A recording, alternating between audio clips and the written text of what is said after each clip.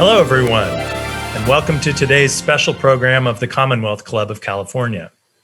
I'm Nick Taylor, Professor of English and Director of the Martha Heasley Cox Center for Steinbeck Studies at San Jose State University, and your moderator for the program. Today's program will feature our special guests, chef-restaurateur Jose Andres and actor-humanitarian Sean Penn, in a conversation about giving back. This program is being held in partnership with the Martha Heasley Cox Center for Steinbeck Studies at San Jose State University. It is also being done in conjunction with Inforum. At the end of the program, I will present Chef Andres with the 2020 John Steinbeck Award in the Souls of the People. Chef Andres has cited John Steinbeck as a motivator for his work, quoting Tom Joad in The Grapes of Wrath, "Whenever there's a fight so hungry people may eat, I will be there." Mr. Penn is a past recipient of the Steinbeck Award, and we're thrilled to have him here tonight to welcome his friend, Chef Andres, to the Circle of Honorees. We want to welcome our audience members and thank you for your support of the Commonwealth Club. We'll be discussing a lot in the next hour, and I want to ask your questions too. If you're watching along with us, please put your questions in the text chat on YouTube, and we'll get to them later in the program. And now it's my pleasure to introduce our distinguished guests. Jose Andres, chef and restaurateur, is the founder of World Central Kitchen and author of the book We Fed an Island, The True Story of Rebuilding Puerto Rico, One Meal at a Time. And Sean Penn, actor and humanitarian and founder of the organization CORE, which stands for Community Organized Relief Effort. Both gentlemen are, of course, well regarded for their respective talents. Chef Andres has been named one of Time Magazine's 100 Most Influential People and awarded Outstanding Chef and Humanitarian of the Year by the James Beard Foundation. Mr. Penn is a 5-time Oscar-nominated actor who has twice won the Academy Award for Best Actor for his performances in Clint Eastwood's Mystic River and Gus Van Sant's Milk. In recent years, they have worked both individually and together to provide philanthropic assistance to those in need. Today, we will salute these efforts and discuss what all we can do to help others during this challenging time. Chef Andres World Central Kitchen, founded in 2010, uses the power of food to heal communities and strengthen economies in times of crisis and beyond. World Central Kitchen has served more than 45 million fresh meals to people impacted by natural disasters and other crises around the world in countries including the Bahamas, Indonesia, Lebanon, Mozambique, Venezuela, and the United States. Chef Andres' organization has also served more than 3.6 million meals to the people of Puerto Rico following Hurricane Maria, and in 2018, he was nominated for a Nobel Peace Prize. World Central Kitchen has also served nearly 25 million meals throughout the United States, Spain, and beyond in response to the COVID pandemic. By feeding healthcare workers across the country with meals prepared at restaurants that would have otherwise remained closed due to stay-at-home orders, Chef Andres has provided laid-off restaurant workers jobs during the pandemic. Mr. Penn's CORE is a nonprofit organization dedicated to saving lives and strengthening communities affected by crisis around the world, in such places as Haiti, the Bahamas, Puerto Rico, and the United States. CORE has been a leader on the front lines of the COVID-19 relief effort and is committed to an integrated approach, which is inclusive of expanded contact tracing programs and quarantine support services. In partnership with local governments, other NGOs and individuals, and companies from the private sector, the organization has been operating free COVID-19 testing sites across the United States since March, with a focus on serving vulnerable and underserved communities, including low-income groups, communities of color, first responders, and essential workers. Welcome, Chef Andres and Mr. Penn. Thank you. Thank you. Happy to be here. So, Chef, you normally live in Bethesda, Maryland, but you're not there tonight. No, I'm actually so relieved that I made it to be with you. I am in Colombia, but I am not in the main country. I'm in an island of of Colombia, even this is closer to Nicaragua, called San Andres. It's funny that my last name is Andres. And I'm here with World Central Kitchen, and we are providing food relief and water to another island called Providencia, which is being badly hit by the last hurricane, Iota, that became a Hurricane 5, where nobody expected. And Providencia, which was home of 6,000 people, literally has been wiped out. There's no one building left that is not being badly damaged. So we've been here doing 6,000, 7,000, 8,000 meals a day, almost double meal for everybody. And here I am after a long day on planes. Here I made it back to join you and join my good friend Sean. So happy to be with you. Thanks for joining us. So we just came through Thanksgiving. How did you spend it? And what were your priorities for aiding people? Well, this Thanksgiving obviously has been, I think, more special than any Thanksgiving I ever remember. I celebrated with my family, my three beautiful daughters, Carlota, Inez, Lucia. We decided to follow the people that we like to believe they are experts on this, putting aside what we want and trying to do the right thing by not gathering with 20, 30 people. So this Thanksgiving for me has been special because right? Because I've been with my daughters, my close family, but at the same time believing that by loving each other means sometimes being away from each other. And this has been a special Thanksgiving because the last 2-3 Thanksgivings, we've been in places that they were hit badly by a hurricane or a fire.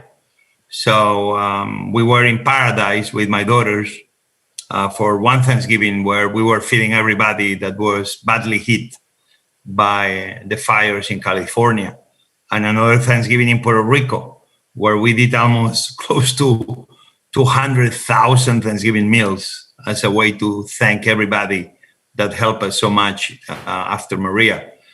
So we've done the big Thanksgivings. And we went all the way to the very small Thanksgiving. Nonetheless, I think this one, for many reasons, it's been very special because the meaning. This time it meant to do it in family, smaller groups, and just give thanks for everything we have. Mr. Penn, do you have a most memorable Thanksgiving helping others? Well, I mean, my most memorable Thanksgiving at the age of 60 would have been my most recent Thanksgiving because my memory is not so good for the others. And I think, it was a time, it's been with the work that CORE has been doing. It's been a very busy, nearly a year now with the COVID-19 response. And so, I feel very, very blessed, very lucky that I'm in a city that has, notwithstanding our own involvement in it, access for everyone to COVID-19 testing. So we took our small family group and did double tests with an isolation period in between to prepare for Thanksgiving, put some HEPA filters in the kitchen area and any areas in the house that might be traveled, aside from the focus of the gathering being outdoors. And bathed in sanitizer and kept our distance when we could and really enjoyed spending that kind of time with each other. But, it was ever present in our minds that we were in a very luxurious position as a result of being able to purchase HEPA filters, being able to get access to tests like this, and also being of a familial culture that is not dismissing the realities of this virus. CORE's response to the COVID-19 epidemic has been not just a question of delivering services, but also, it seems to me, delivering information. And I was hoping you could share with our viewers what your organization calls the CORE 8.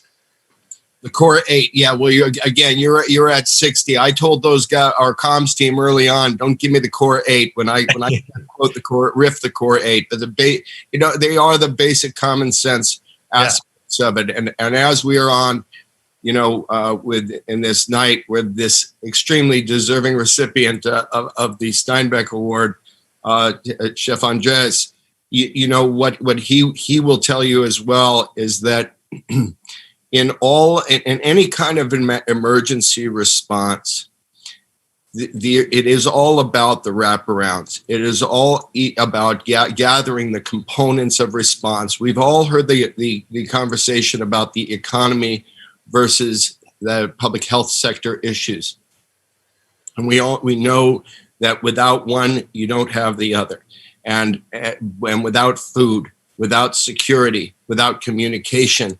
All of these basic things, in this case, with the COVID-19, we are all such on a broken record of masking, distancing, isolation and quarantining, all of these things. And I think now the thing that we really need to, for their compromised founder talking to you tonight, who's not going to rattle off the core 8, I think that the essential thing is that we are in a period where we have to really quadruple down.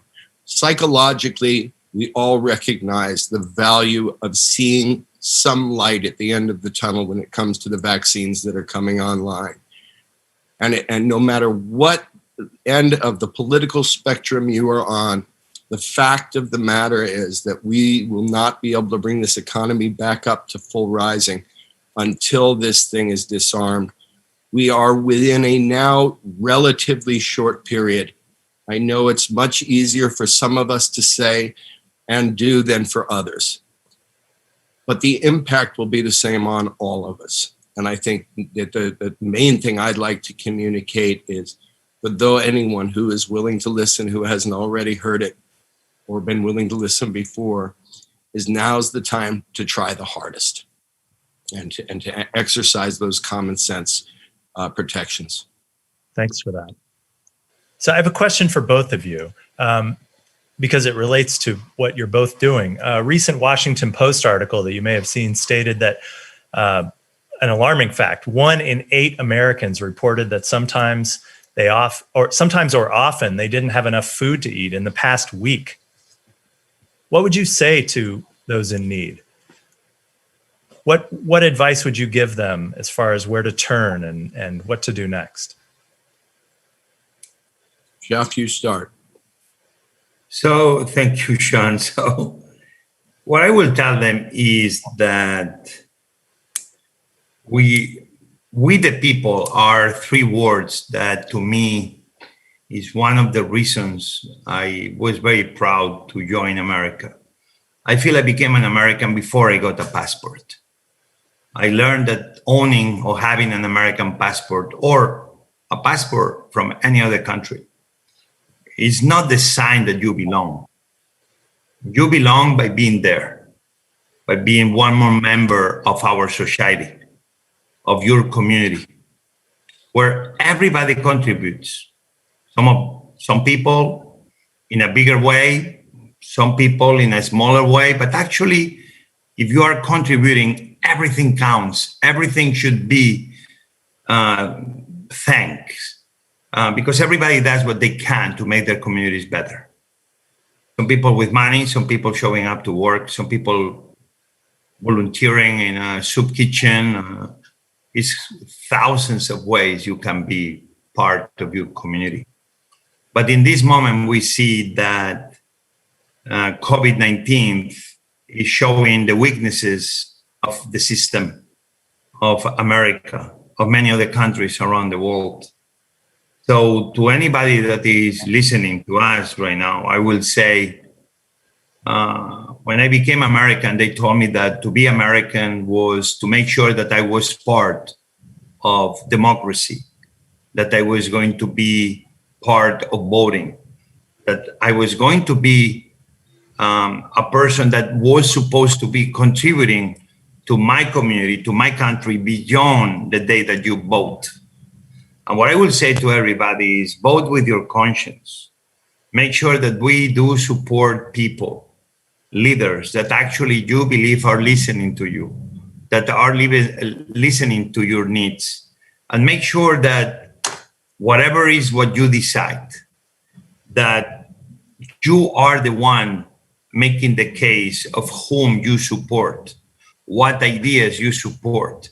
Make sure that you support yourself. Make sure that you are voting for what you believe.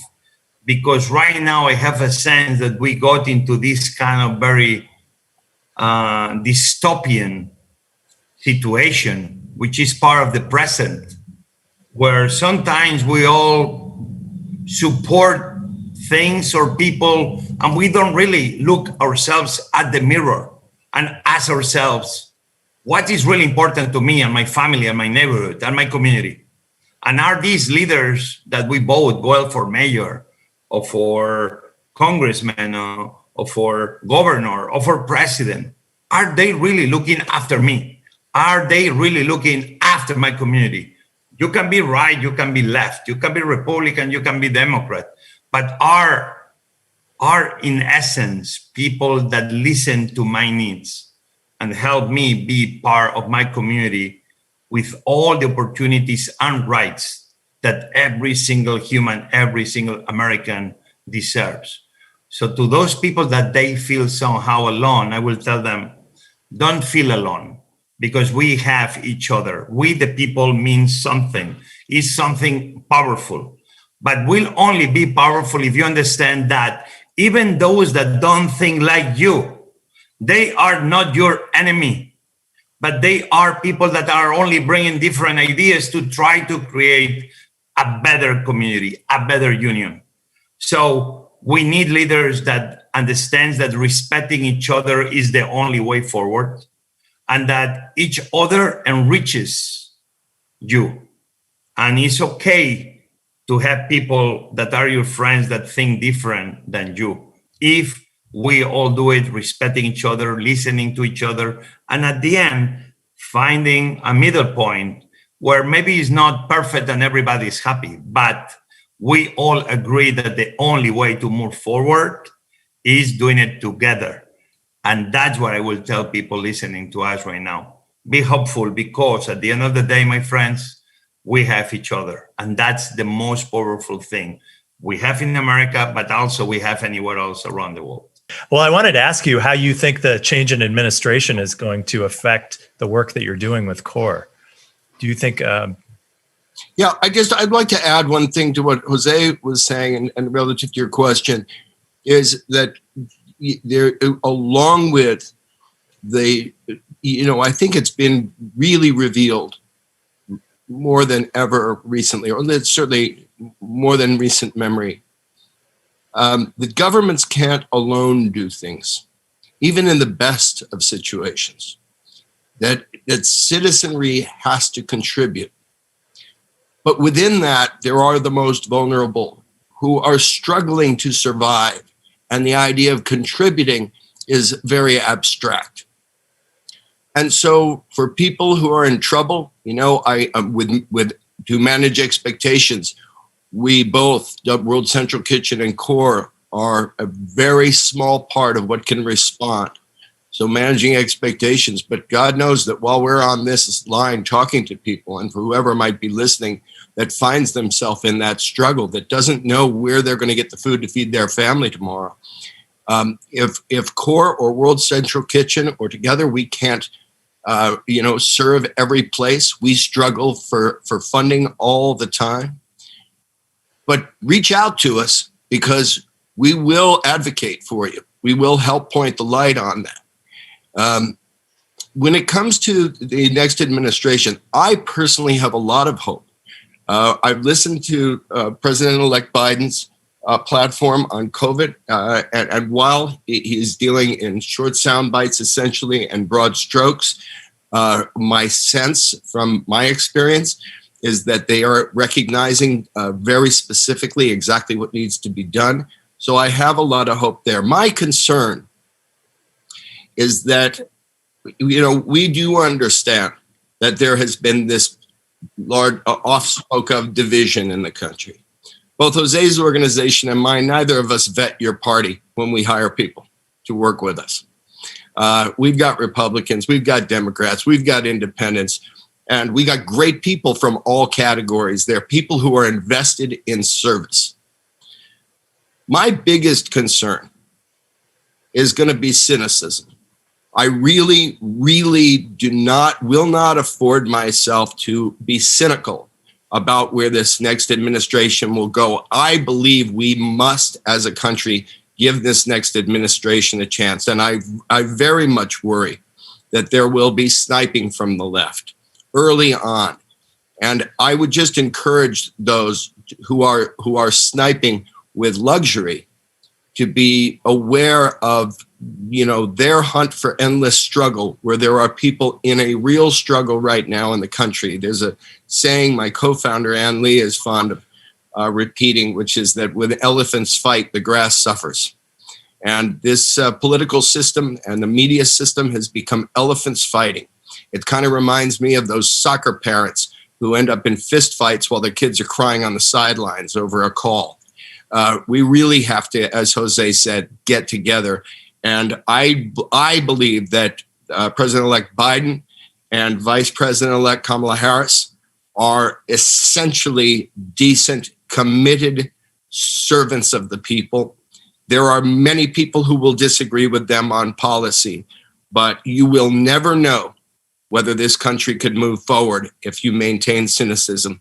Skepticism, that's healthy. Cynicism will kill us. So while I am hopeful, I am suspicious of my own. I think we all agree. That's Steinbeck was wary of cynicism as well, and something that he fought against. We're getting a lot of comments and questions from viewers on YouTube, and I wanted to share a few of them with you.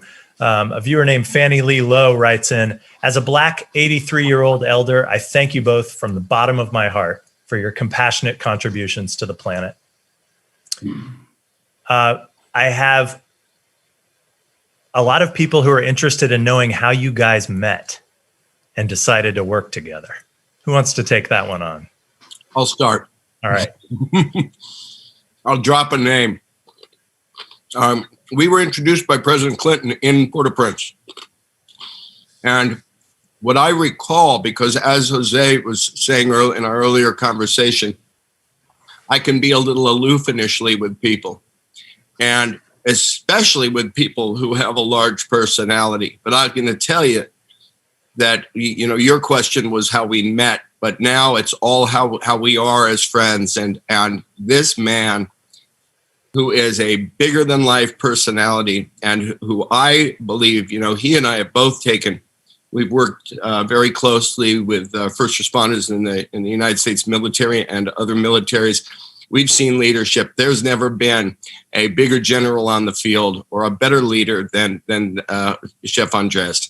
And many times when we've worked together since we met, I kind of draft on his energy. I just sit back and I say, thank God I've got somebody who can be a spokesman for both of our groups, because he's got this extraordinary heart and energy. I saw a video of him once in his kitchen with his daughters, and it tells you that the man is cellularly built on love.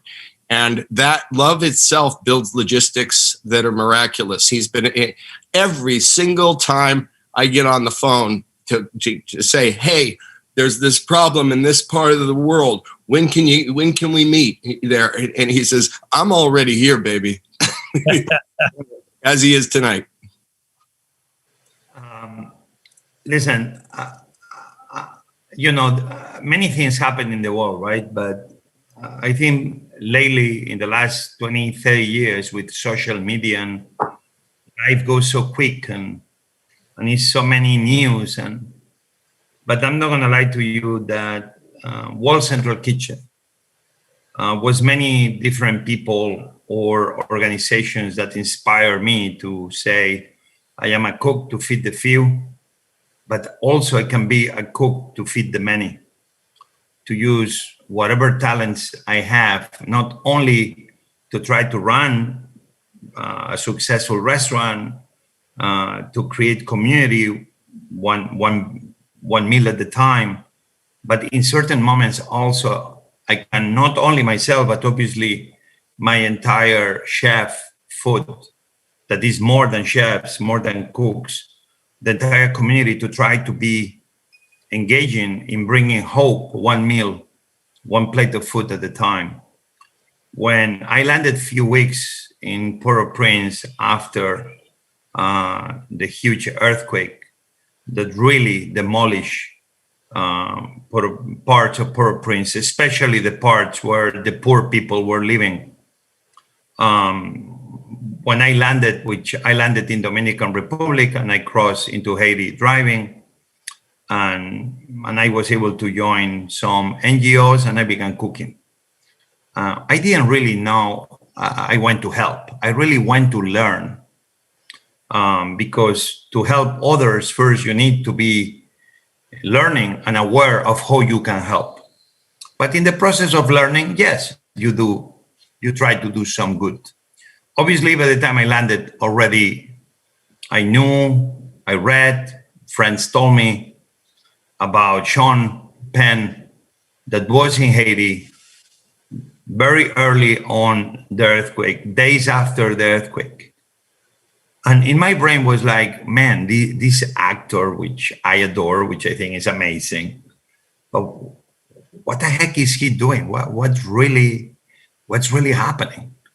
And what I learned from the distance, watching this amazing village that he was creating out of rubble and out of chaos, how this person that actually you will think like he has no experience doing what he was about to be doing, which was bringing hope to people, giving them places to live, giving them water, giving them in the process of education, trying to fix their lives of an entire community, thousands of people, and becoming at the same time kind of a lighthouse of hope, a lighthouse that was sending a message to thousands, tens of thousands of Haitians that had no hope, that there was one person caring, that was one person trying to say, we listen to you, we hear you, we know you need us, but at the same time, not trying to impose himself,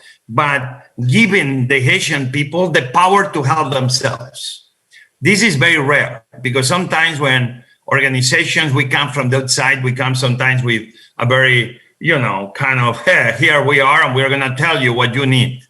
Sean created this amazing, powerful moment. I will not say an organization. He created a movement. He created something like was beyond some logo of whatever the organization was.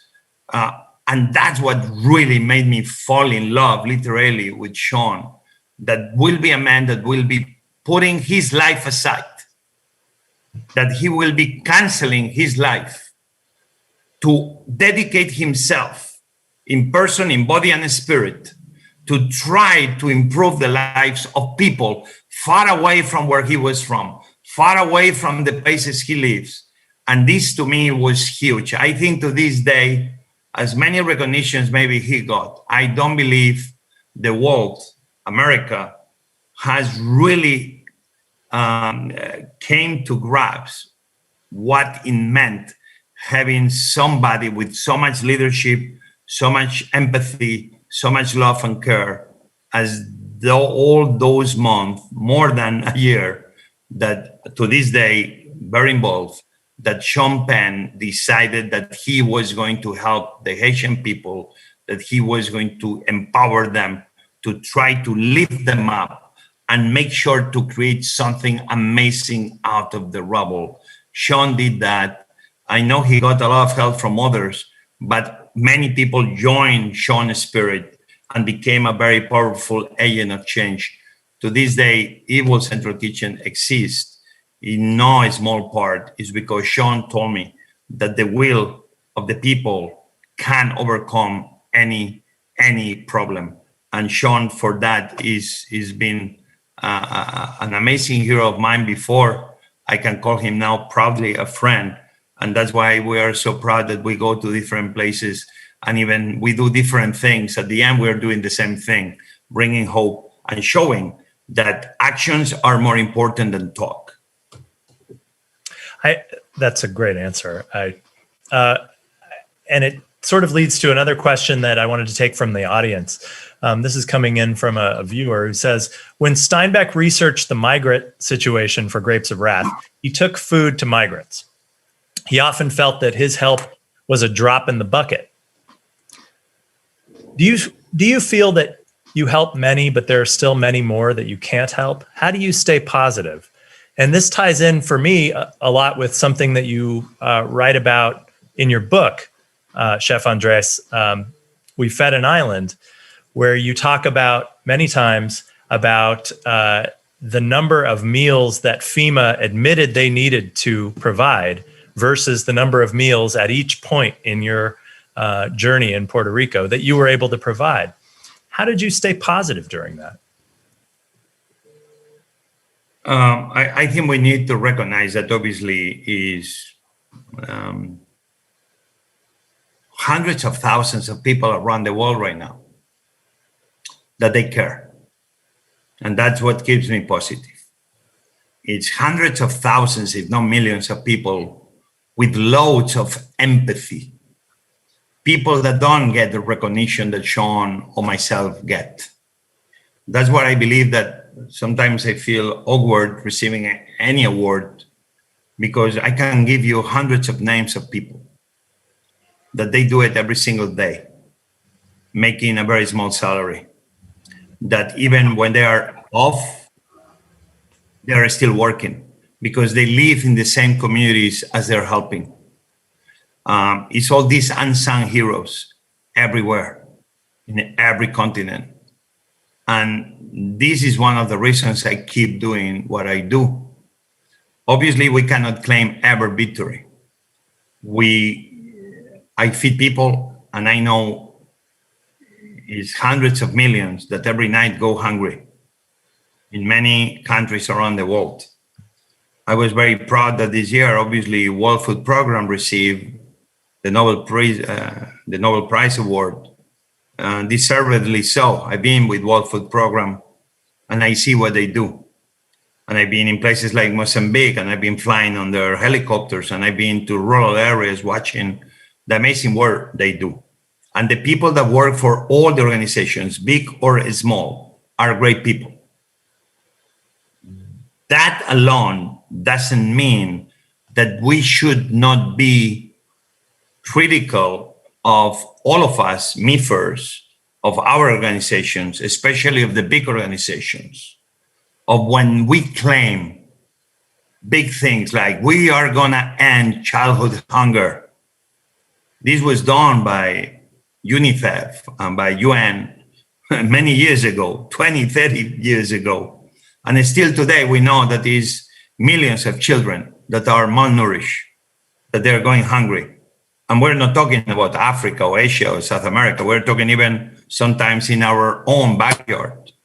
So what I will say is that it's okay sometimes to cheer good achievements and some successes, but I do believe we all need to be slightly more critical of the work we do, from the governments, from the rich countries, from the big NGOs or the small NGOs. I think sometimes we are all like seals in the zoo when they give us a sardine and we all clap. Seems that we are always preaching to the same choir and we all have this kind of feeling like we are successful. But I think in the 21st century, we need to be far away more pragmatic and slightly more critical with our successes, but especially with our failures to deliver. And I don't believe being critical of our failures is a negative thing. I think to be critical with our failures is the only way we can get better.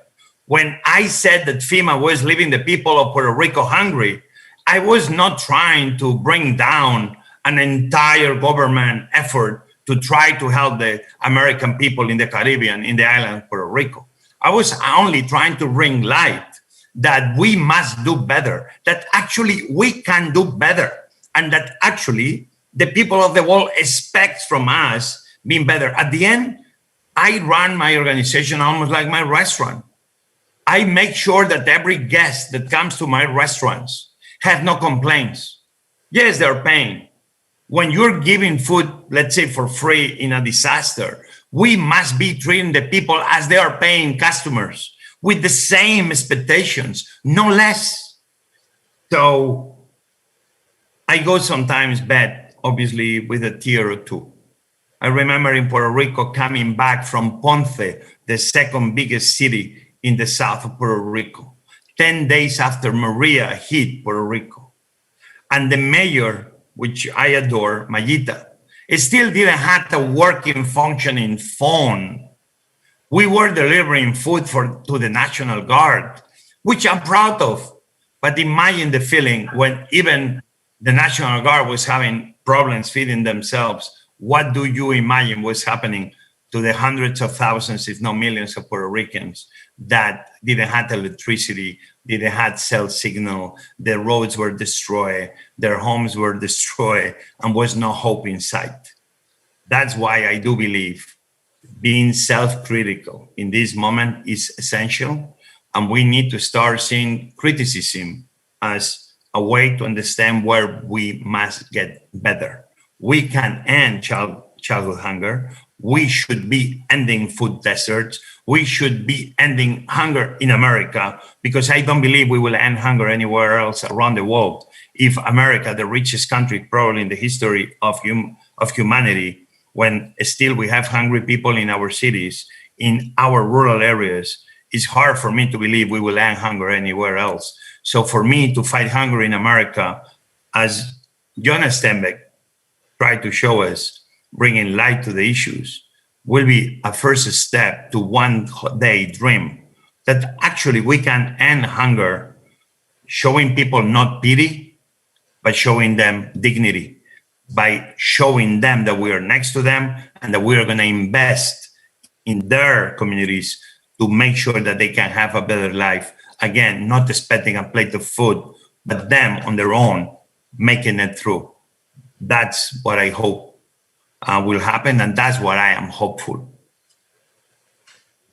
I have a question for Mr. Penn next. You received the Steinbeck Award in 2004, and back then a reporter from the San Francisco Chronicle asked you if you deserved the Steinbeck Award, which probably was a nod to a cheeky reporter who asked the same thing of Steinbeck when he won the Nobel Prize, and he basically said no, but if he deserved it, you know. But at the time you replied, you hope to earn the award later if you haven't already. You know, I don't think there's anyone who thinks they're doing enough. So I wanted to ask you, how about now? Are you doing enough? Listen, the second you think you're doing enough, you're dead. You know, it's a big myth. It's only people who haven't won awards that think that people who won awards feel they deserve them. You know, I want to hit on something that Jose said, you know, because he was talking about self-criticism. I recently there was a long-time supporter of CORE, wonderful woman in Nashville, Tennessee, who wrote a note, very angry with myself about some statements that I'd make that she had equated with a kind of personal attack when it came to leadership, federal leadership recently. I had felt that I was, you know, had a little bit of humor in a desperate situation, but she interpreted it as mean-spirited words. Well, it's, you know, it's made me think a lot. And there's a phrase that we've adopted, that I've adapted with my team, that slow is smooth, smooth is fast, and blood is slippery. It's a military weapons tactical terminology, meaning if you've got a finger on a bloody trigger, it's slippery, and you might just press it when you don't want to. We have to, in self-criticism, both as individuals, as NGOs, as government employees, as politicians, and the society at large, we have to look long. And I'll use an example. Statistically, we're talking about data a lot lately because we talk about it related to scientific data with the COVID-19 virus. Data matters. The data is, and this is unequivocal, that on our current track in terms of gender equality, in the workplace. We will get there in 257 years. Now, I could go out there as a man, woman, trans, LGBTQ. I get confused by all the terms, but equal respect to all. Any one of us that goes out there and says, this is going to change tomorrow, it's just not reality. It's a self-serving sense of fighting the good fight while we're here. We don't get to make things great move fast, but we can make them move a lot faster. And one of the criticisms that we should all, more and more of us should have of ourselves, is not looking long enough when we join the culture of complaint and we personalize attacks. Jose and I know well from around the world, and I'm now just talking about American Foreign Service officers. I have not met more good people among the Democrats than the Republicans. People in foreign service extraordinarily dedicated. We talk about FEMA. You will find people who don't have the luxury that the chef and I have of speaking as individuals who work with and run our own organizations. They're on these big freighter ships, and they will move as fast as the country will move and hold their feet to the fire together. We can say and do all we want in our own time. We will solve none of these problems in our own time. And if we don't work together as a human machine that goes beyond our time on Earth, we're never going to get there with anything. But a miracle can happen, and it can actually happen in our kids' time if we do it now. I want to take a couple more questions from the audience now. I have one here. Jose, how can a college student become involved in World Central Kitchen, and what types of service can they help with? We are still a young organization. We've been active over 10 years. And let me tell you, if you go to the worldcentralkitchen.org webpage, the same if you go to the core webpage, you will see its ways we offer young people to volunteer. But I believe we are an organization that our success is been engaging the local communities. We come from the outside.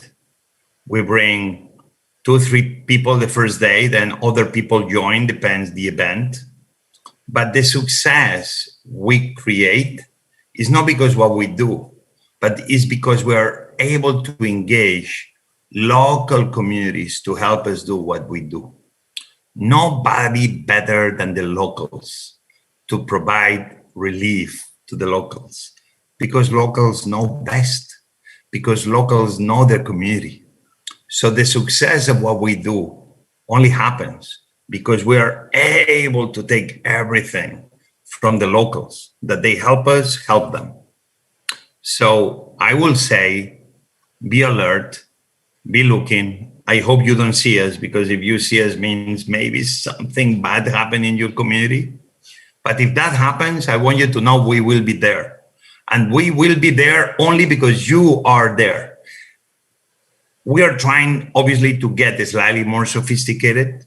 We are trying to create we already have it, and we are going to be announcing partnership with a couple of universities that we are creating this kind of course, which it will be for food first responders, where we will essentially, in cooking schools, in universities, in the hotel and management schools, especially bringing veterans, which they already have a lot of experience in chaos by being deployed overseas and in war zones, and people that want to be in the culinary arts. We will come up with this kind of course that those food first responders, in the same way we activate the National Guard, we will be able to activate the food first responders to join us, to make sure that now we don't have one event. Right now, World Central Kitchen is at the same time in many states and cities across America. We are in Guatemala, we are in Honduras, we are in Colombia, we are in Venezuela, we just finished our mission in Lebanon after the explosion in Beirut. So we can only do that if we start thinking strategically. So Be ready, be alert, follow us. It'll be always an opportunity for you to help your community, or maybe one day join us. I always say that the best volunteers are not the ones that tweet at us or the ones that email at us, are the ones that show up at the door where we are already cooking and feeding. And they knock on the door and they say, here I am. And the first thing we do is like, come in because we need you. Why we do that? I remember I was a young boy and I wanted to work in one restaurant, El Bulli, the best restaurant in the history of humanity. How did I get my job there? By knocking on the door. So I will say to every young or not so young person listening to us right now, when you want something, knock on the door. If the door doesn't open, jump over the window. If you really want to be there, make it happen.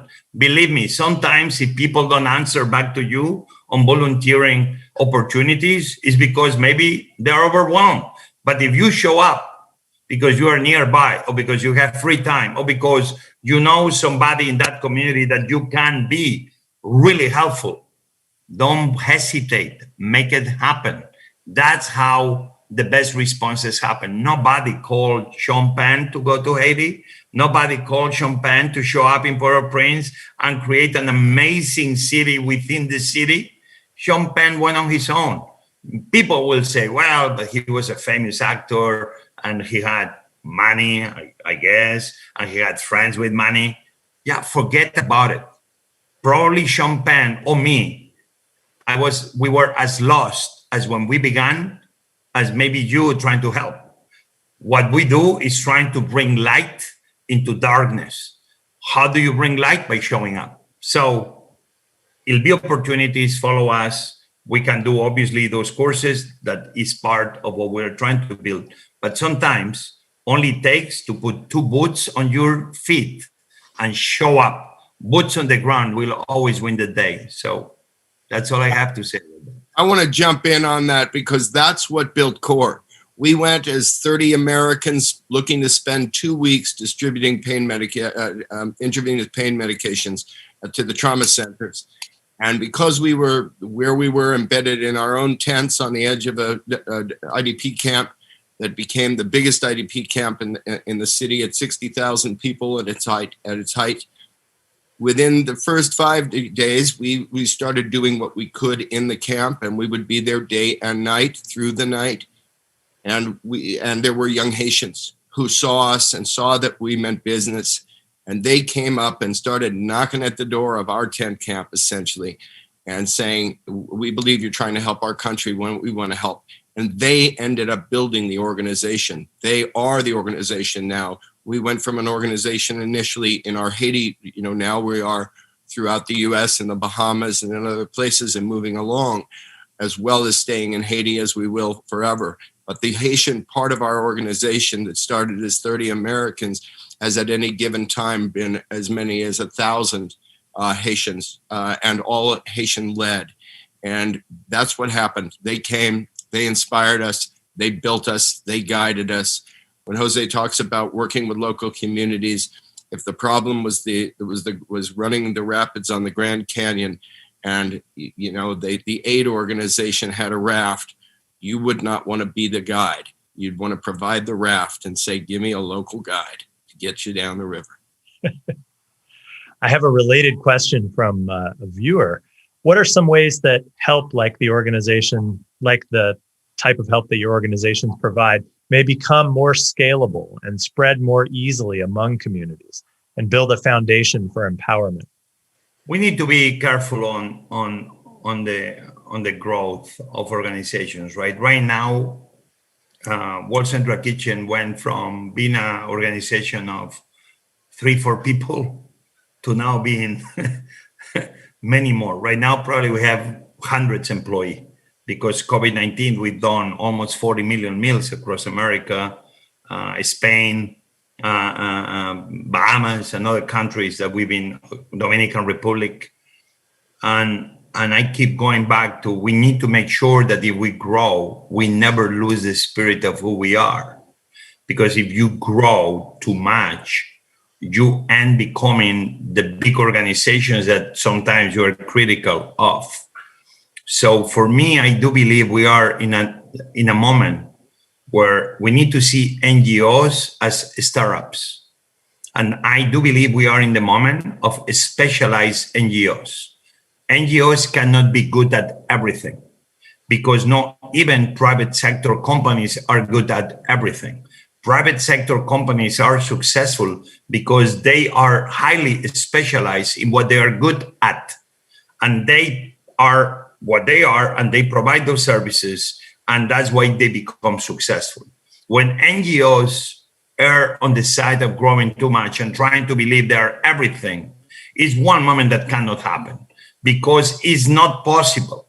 Because at the end of the day, I will say, shit, all those CEOs of all those big NGOs, they should be running the private sector, because if they are so good in success in the NGO, why they don't join the private sector? I do believe we need to be careful on growing organizations so big that then become like the typical banks, that they are too big to fail.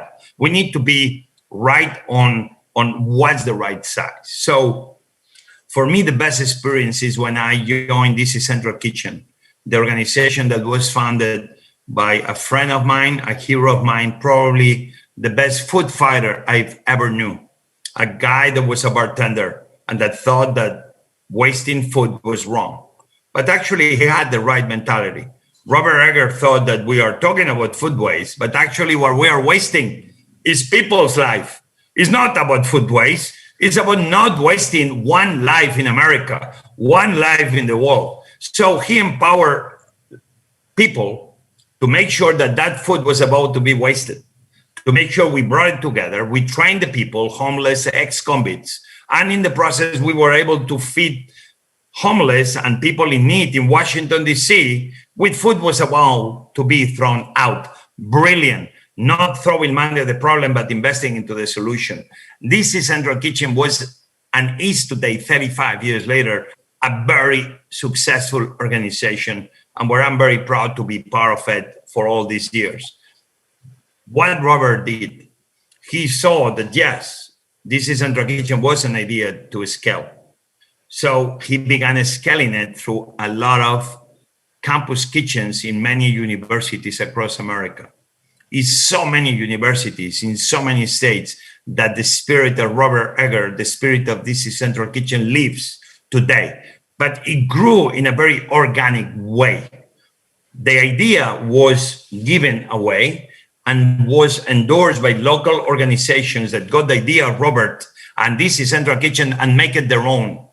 That to this day still functions, is still successful. So scaling is smart, scaling is good, but we need to make sure that we don't scale in a moment that we become a monster that then we cannot control. And then we become what we are criticizing. I think it's very important that everybody understands what are you good at and make sure that you are concentrating in becoming the best you can at that. And sometimes investing time and effort in convincing other people that they should be doing the same in their communities or in other countries. So at the end, we don't try to grow as World Central Kitchen in my case, but we try to do something bigger, empowering others to take control of their own communities, to their own necessities, and create their own response in situations like the ones we'll respond. I do believe that's the best way forward. So I want to grow, but I don't want to grow so much that then I lose control of what we are good at. I rather prefer encourage and empower others to take control of their own countries, communities, cities, and they can, with help of maybe organizations like ours, become everything they can. I do believe that's the best way forward.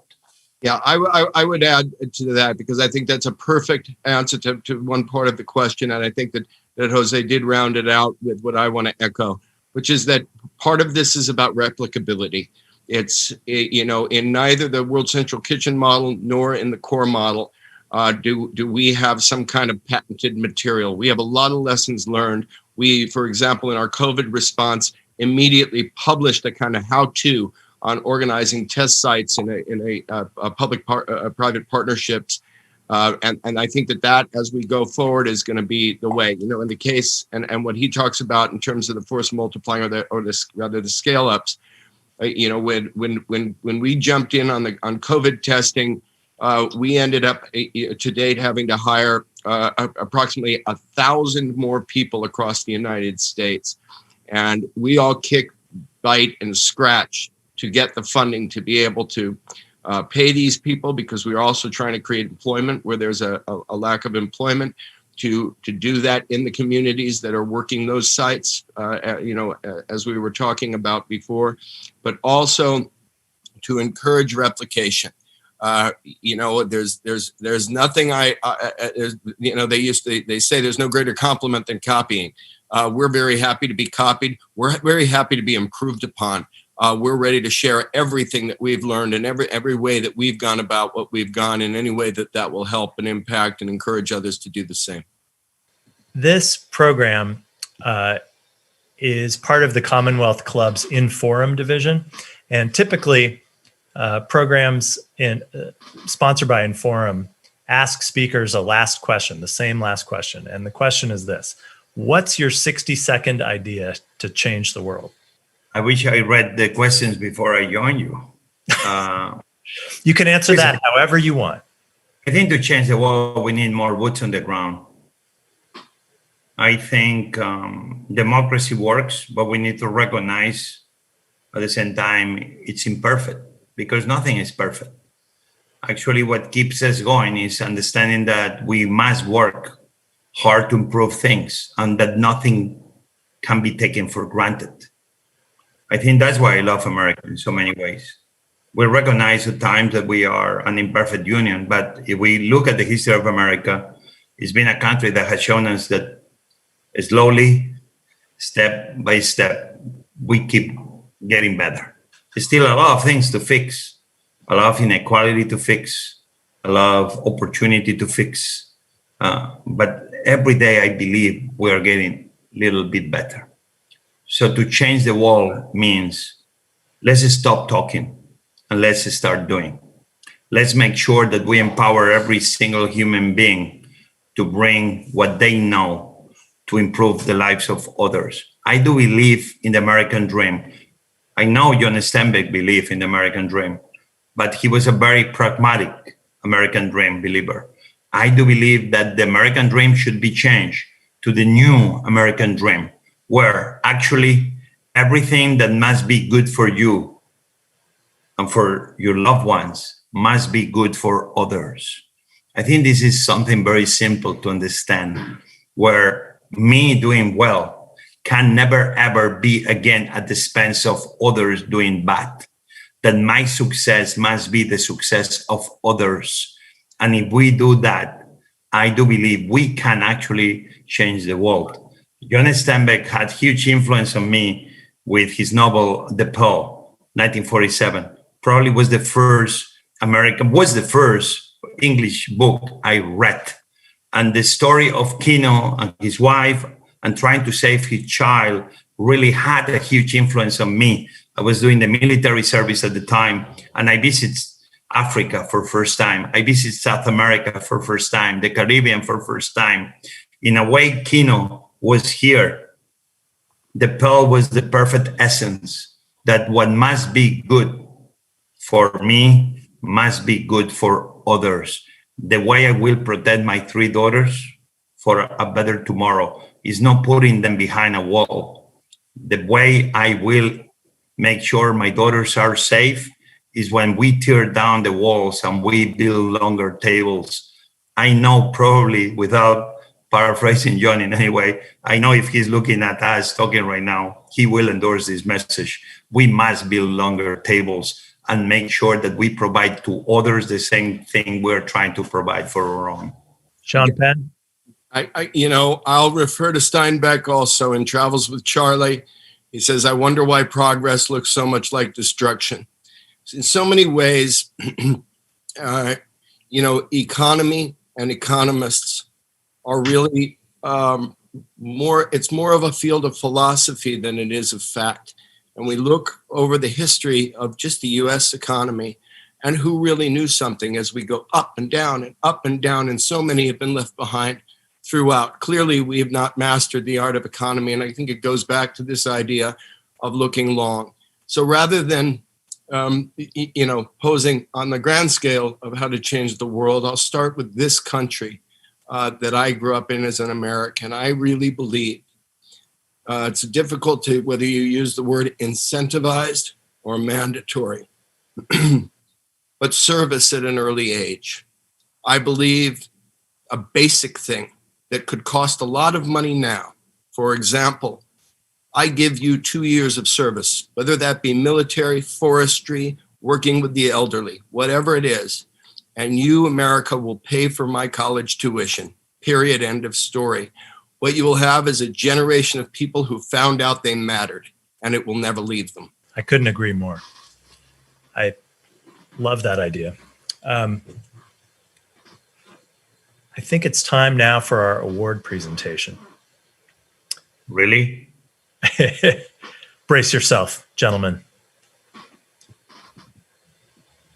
The John Steinbeck Award in the Souls of the People was created in 1996 by San Jose State University to honor writers, artists, thinkers, and activists whose work captures Steinbeck's empathy, commitment to democratic values, and belief in the dignity of people who by circumstance are pushed to the fringes. Previous recipients include Bruce Springsteen, Arthur Miller, Joan Baez, Dolores Huerta, Michael Moore, Ken Burns, Rachel Maddow, and most recently the band Mumford & Sons. Without question, this year's recipient carries forward Steinbeck's values, but he also extends Steinbeck's artistic vision.